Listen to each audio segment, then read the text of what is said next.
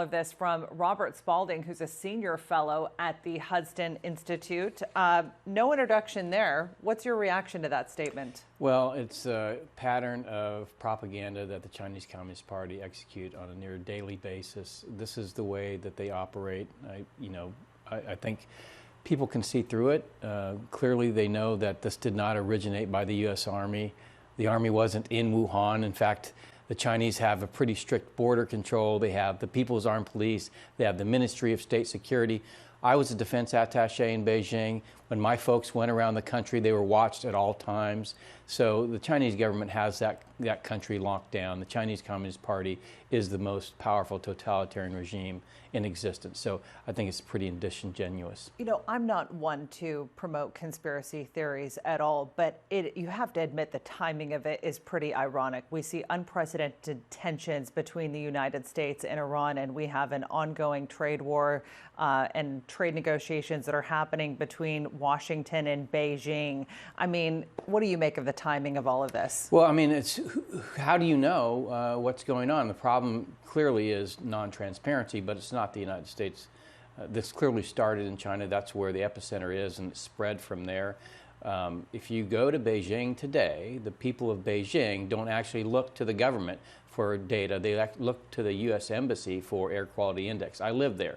I talk to them. This is the facts. When they go abroad, even their military, when they do port calls in Australia, they fill up their ship with baby formula. So this is a pattern of the Chinese people not even trusting the Chinese government. So, I think most the free world doesn't trust them either.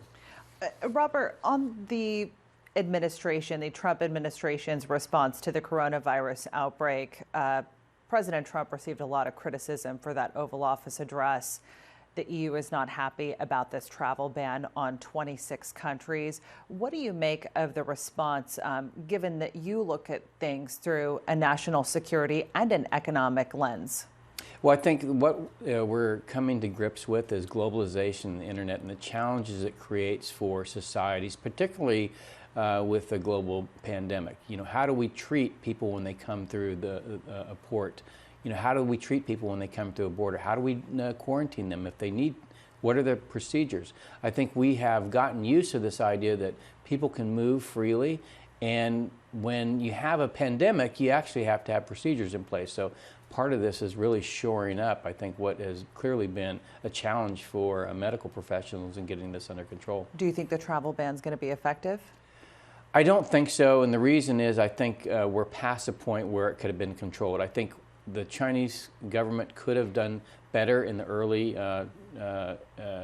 outbreak of this to slow it down and actually perform the adequate protocols to solve it. It's too late now. It's going to spread. But let's be honest here. It's a little bit worse than the flu, but not much worse than the flu. And it's not killing young people like the Spanish flu was. So there's a lot of panic, of course. This is natural with people. There's two human motivations. There's greed and there's fear. Now people are afraid. The good thing about this is that they're starting to realize, wait, all of our medicines come from China. Wait, all of the masks come from China.